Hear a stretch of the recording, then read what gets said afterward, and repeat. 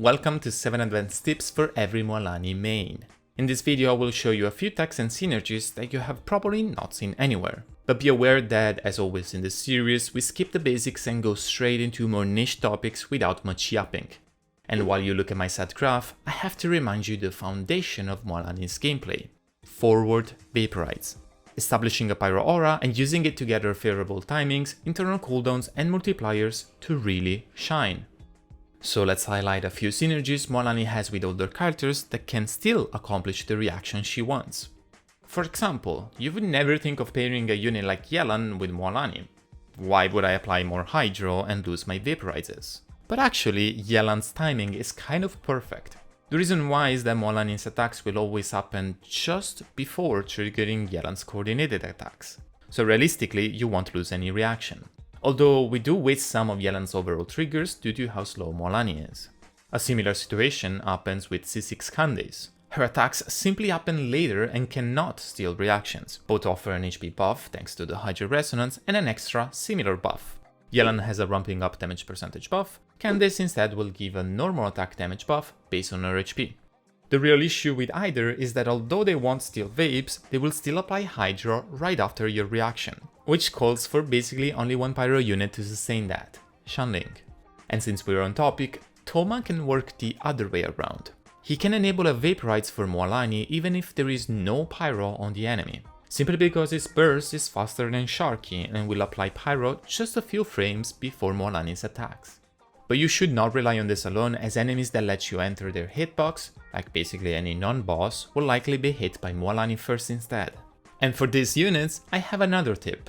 When playing Mualani, you shouldn't always just set up your buffs and then go to her. The first attack during each of her skill is able to generate a generous 5 Hydro energy particles. And since the cooldown is so low, we can start with this quick combo just to feed them into our support. A great example for this is exactly with Candace or Xiangling. Doing this will make their builds need way less energy recharge, which means that Candace can build more HP or Xiangling more personal damage. It of course works on anyone, even on a character like Xiangling for example, although different elemental particles provide less energy to someone that is not Hydro. But if it fits your rotation, it is still a valuable and practically free energy resource. Once back to Mualani, the skill is going to be up anyway thanks to the very low cooldown.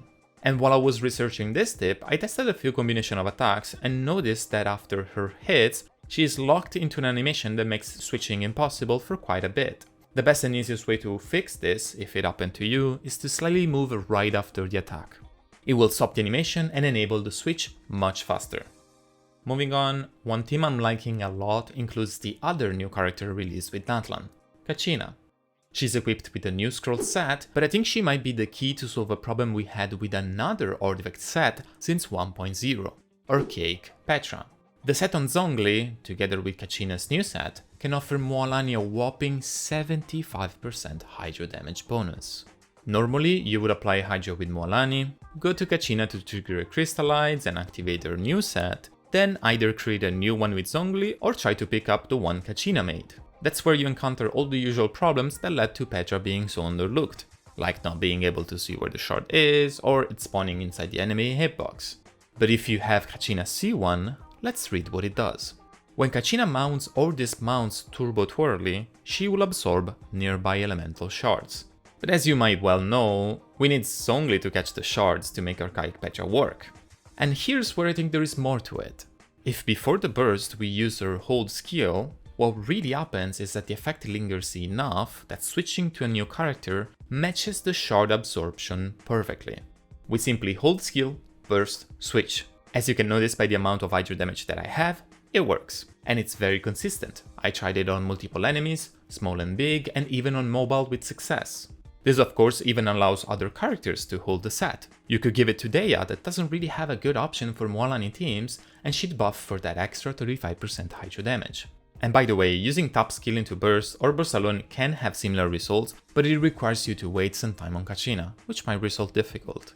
It's a very small detail, but since I found it to be pretty reliable, if you do happen to have the set and Kachina C1, take advantage of it. Now, Mualani has been called Clunky by many players and content creators, and they're pretty spot on. She has a lot of weird things that make her gameplay not as smooth. and in my opinion not as consistent. The main problems are two. First, the direction of her 3 stacks attack is decided on cast, and if the enemy moves right after, she can totally miss. You won't lose the stacks, but the hit will still go on cooldown. And that's not just bad because you lost an attack, it's bad because your Night Soul points kept going down during that time. And the buffer that gives you Night Soul points back can only happen twice, making a missed hit kind of a big deal. Another problem is how both her AoE attacks and her burst are separate projectiles that can absolutely, totally miss. A wall, a ceiling, or even a Zhongli pillar can completely tank those hits and make her lose those precious attacks. Look how in the clip, no matter how much I tried, every attack simply kept hitting only the main target. You might imagine that this doesn't happen in Abyss, but believe me, it can, especially with the burst. If you ever played Ningguang, you probably have a clear picture of the problem. And since we talked about Kachina earlier, I want to say something connected to Geo, particularly double Geo teams. It's just a mistake I don't want you guys to make. Double Geo teams can really include many combination of units, but it's important to understand how crystallites can consume a Pyro aura the same way other elements can. Applying 1 unit of Pyro on the enemy can only sustain 2 crystallites reactions. Overwhelming amounts of Geo, like 2 fielders, can deplete a Pyro aura and leave your Mualani missing vaporizes. This can happen with Deya, Thoma and Jinyan, but it's practically impossible with Xiangling. Although it must be noted that Crystallize has a global cooldown of 1 second, it is still totally possible for Geo to consume a Pyro aura. Looking at a character like Thoma, for example, even if, as I said earlier, he can apply Pyro before Mualani's attacks, in many scenarios you can't just rely on that. It is way too fragile of a setup, and it can be even worse with Jinyan and honestly even Deya. For this reason and more, especially against multiple targets, I'm honestly not a big fan of any Pyro unit that is not Xiangling, unless helped by burning or Anemo infused bursts. Sorry. But many Mualani players are choosing to play Furina, and these teams can be very interesting. In Mualani, Xiangling, Furina, Baiju, there is not much to be said about the rotation, but plenty about what happens with the burning aura of this team.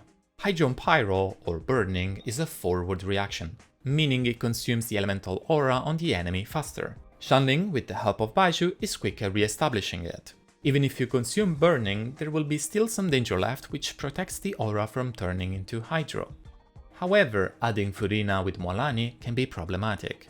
They might eventually coordinate in a way that makes them turn off burning briefly and completely lose out on the reaction. If that happens to Furina, it's honestly not a big deal. If it happens to Mualani, and she misses a Vaporize, it's a bigger damage loss. I would however still assure you that this team is very playable and strong. In AoE scenarios where the Pyro applied is pretty much the same but Furina's attacks are a little bit more spread, it's easier to maintain good Vaporize uptime. A way to completely resolve this double vape issue would be to use Furina in a railing stance, which however doesn't generate energy, doesn't do damage, doesn't enable mana to see, and a railing is probably not necessary in a Baiju team. You could do a quick charge attack on Furina just before going to Mualani and make sure she gets all the Vaporizes, or simply before casting her burst, which I found quite handy to one-hit a wave of enemies. Or alternatively, you could ditch Furina and go for double danger teams. Nahida and Emily are doing great because of buffs and personal damage. This is however not to discourage Furina teams, because they can be really strong, they're just a tiny bit harder or less consistent to play.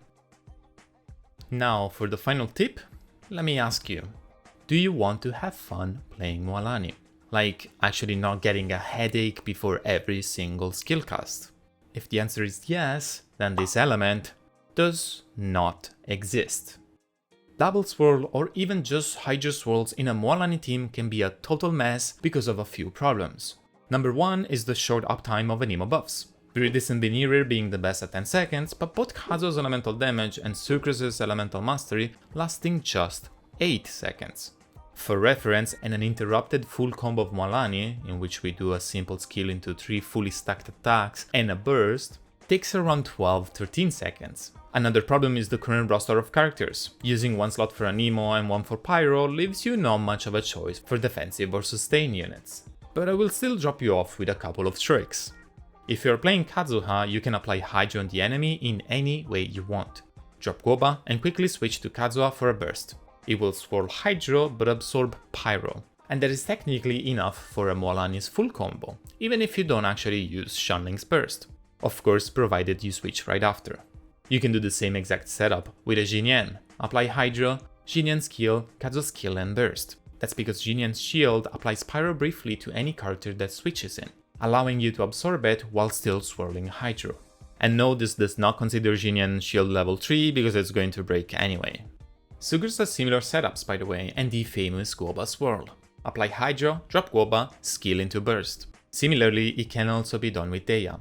Apply Hydro, skill and Burst from Sucrose, and quickly switch to Deya for a double skill. You will have a Hydro swirl but an infused burst that will help Deya keep up the Pyro aura that you need to vaporize. But here's the catch. None of this work against multiple enemies.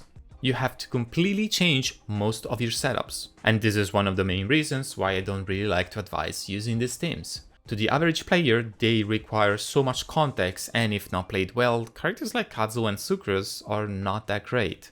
But for the people seeking those extra setups, check the description, I got you. Before ending, I want to say that Mualani is a character whose themes do not feel complete. At all. Anemo is great, but doesn't get used at its best. Each Pyro fielder presents problem, and aside from burning and Xiangling, I feel like defensive and sustain options are very hard to fit.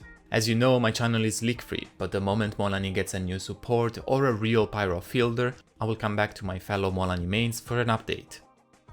This video might push me to 10k subs, so thank you so much for watching. Also make sure to claim my unique redemption code. You can find it in the description or in the comment section.